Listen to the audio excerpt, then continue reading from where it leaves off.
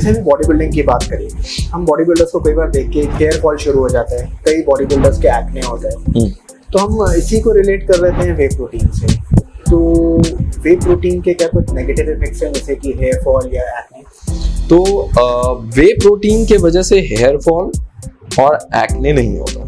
Reason being कि वो एक नेचुरल प्रोटीन कंपोनेंट है जो नेचुरल डाइट में आपको मिलता है, तो उसके वजह से ये चीज नहीं होती। इनफैक्ट वे प्रोटीन है जो कि आपके हेयर फॉल में हो सकता है शायद मदद ही करे, क्योंकि वो प्रोटीन है तो आपके नए हेयर फॉलिकल्स बनाने में और आपके स्किन को रिन्यू करने में मदद करेगा। एक्ने होने के और हेयर फॉल होने के कॉजेज होते हैं, ये ज्यादा आपके हार्मोनल होते हैं। सो बॉडी बिल्डिंग में सबको पता है कि बहुत लोग rampantly exactly anabolic steroids, testosterone supplement करते हैं to get the maximum out of their body.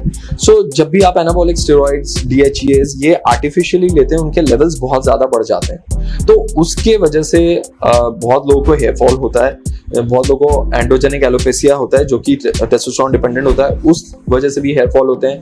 Sebum secretion बढ़ने लगता है जो कि टेस्टोस्टेरोन डिपेंडेंट रहता है। स्किन आपकी ऑयली होने लगती है, और अगर आप उसे क्लीन नहीं करेंगे और आप स्वेट कर रहे हैं इतना ज्यादा, तो ऑब्वियसली उस पर डर्ट आके चिपकता है, तो आपका एक्ने बनने के चांसेस बढ़ जाते हैं।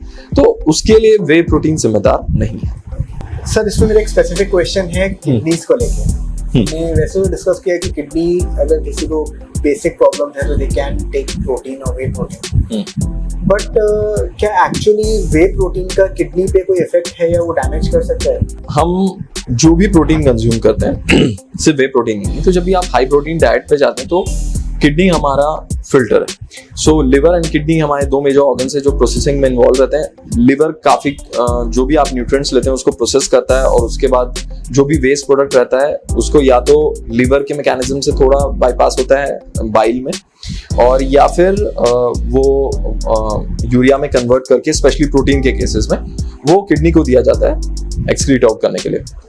तो यस, किडनी पर थोड़ा सा फंक्शनिंग का जोर पड़ता है, लेकिन kidney can adapt to it. अभी तक जो भी स्टडीज हुई हैं, एक स्टडी हुई थी आई थिंक 2005 की है, जिसमें कंक्लूसिवली उन्होंने कहा था कि नॉर्मली फंक्शनिंग किडनीज में हाई प्रोटीन डाइट से कोई फर्क नहीं पड़ता, they do not damage kidneys. और एक स्टडी हुई थी जिसमें कि 1300 के करीब नर्सेस थी जिनको ऑलमोस्ट 11 इयर्स के लिए फॉलो किया गया था कि उनका जो डाइट था 1.1 से 1.2 ग्राम पर केजी बॉडी वेट के प्रोटीन पर, और ये देखा गया था क्या ऐसे हेल्दी लोगों में, नॉर्मल रहने वाले लोग थे, क्या इनमें प्रॉब्लम होती है कि नहीं। तो उसमें भी पाया गया कि ऐसी कोई भी प्रॉब्लम नहीं हुई, कोई किडनी फंक्शन में डिटोरिएशन नहीं हुआ। जिनको ऑलरेडी है एस्टैब्लिश्ड किडनी प्रॉब्लम, उनको अपने डॉक्टर से कंसल्ट करना चाहिए, उनके टारगेट ऑफ प्रोटीन लोअर हो सकते हैं। बट अदरवाइज ये इंटरनेशनल प्रोटीन बॉडी ने जो रिकमेंडेशन बनाई है वो ये सारी साइंटिफिक डेटा देखते हुए उन्होंने बताई है। ये सारा रिक्वायरमेंट डिपेंड करता है कि आपका लाइफस्टाइल कैसा है और आप वर्कआउट कैसा कर रहे हो, नंबर 1। दूसरी चीज ये कि किडनी को असिस्ट करने के लिए जो आप कर सकते हैं वो सबसे अच्छी चीज है हाइड्रेशन पे ध्यान दीजिए। प्रोटीन को एसिमुलेट करके उसको फिर डिस्कार्ड करने के लिए जब किडनी को काम करना पड़ रहा है तो उसको चाहिए पानी। आप अगर एडिक्वेट अमाउंट ऑफ फ्लूइड्स लेते हैं, और इंडिया जैसी ट्रॉपिकल कंट्री में जहां आप वर्कआउट कर रहे हैं, हाई इंटेंसिटी, आपको स्वेटिंग भी हो रही है, तो इस बात का पूरा ध्यान रखें कि आप एडिक्वेट पानी जरूर पिए, इलेक्ट्रोलाइट्स, जूसेस साथ में जो ले रहे हैं वो सब कुछ लें, ताकि हमेशा वेल हाइड्रेटेड है आपकी बॉडी, उसे पानी की कोई कमी नहीं हो रही, और उसके बाद फिर वो आराम से यूरिन के फॉर्म में उसको एक्सक्रीट कर सकता है। तो फिर अगर आप इस चीज का ध्यान रखते हैं तो आपको किडनी की प्रॉब्लम्स नहीं होनी चाहिए। सर, हाइड्रेशन से रिलेटेड एक क्वेश्चन और है, जैसे हम हाई प्रोटीन सोर्स कुछ कंज्यूम करते हैं, like eggs, we feel more thirsty. Exactly. तो क्या एक्सेस प्रोटीन से हम मतलब हाइड्रेशन को रिलेट कर सकते हैं कि हमें ज्यादा पानी चाहिए? प्रोटीन के डाइजेशन में एनर्जी काफी कंज्यूम होती है। 25% आप कह सकते हैं एनर्जी सिर्फ प्रोटीन को डाइजेस्ट करके लिवर को टोटली प्रोसेस करने में लग जाता है।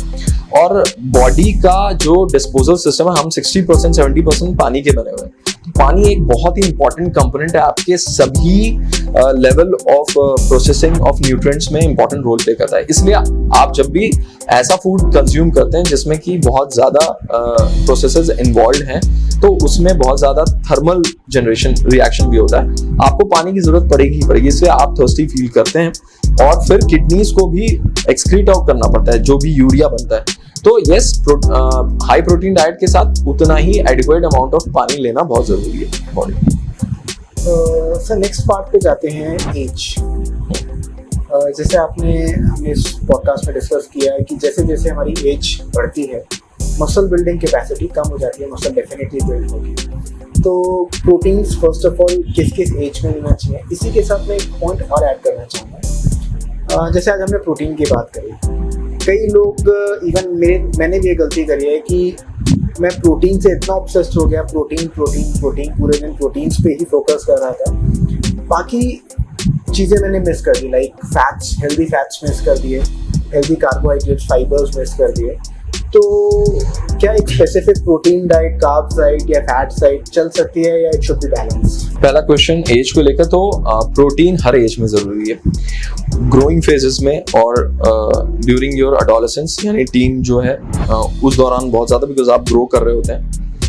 उसके बाद फीमेल्स में प्रेगनेंसी, मेंस्ट्रुएशन, ये वाला फेज है जब आपको प्रोटीन की जरूरत पड़ती है। लैक्टेशन, जब मदर ब्रेस्ट फीड करी उस टाइम पे आपको प्रोटीन की जरूरत पड़ती है। ये वो टाइम मैं इसलिए बता रहा हूँ बिकॉज इस टाइम आप वर्कआउट नहीं कर रहे, फिर भी आपकी बॉडी को चाहिए प्रोटीन ज्यादा। उसी तरह से जब आप एज करने लगते हैं तो क्योंकि आपका मसल मास कम हो रहा होता है, आपके इंजरी के चांसेस बढ़ने लगते हैं, हड्डियां कमजोर हो रही होती हैं। अगर आप, और ये कंक्लूसिवली प्रूवन है कि रेजिस्टेंस ट्रेनिंग यानी कि वेट लिफ्टिंग जिसे हम कहते हैं, या even resistant bands for that matter, अगर दोज जो 60 प्लस हैं वो लोग अपने रेगुलर, कह लीजिए मेजॉरिटी तो ब्रिस्क वॉक करते हैं, आपने देखा होगा, तो योगा ब्रिस्क वॉक के साथ अगर आप 3 दिन रेजिस्टेंस बैंड्स को इंक्लूड करते हैं या फिर लाइट वेट लिफ्टिंग भी करते हैं सुपरवाइज, तो वो आपके मसल बिल्डिंग में बहुत मदद करता है।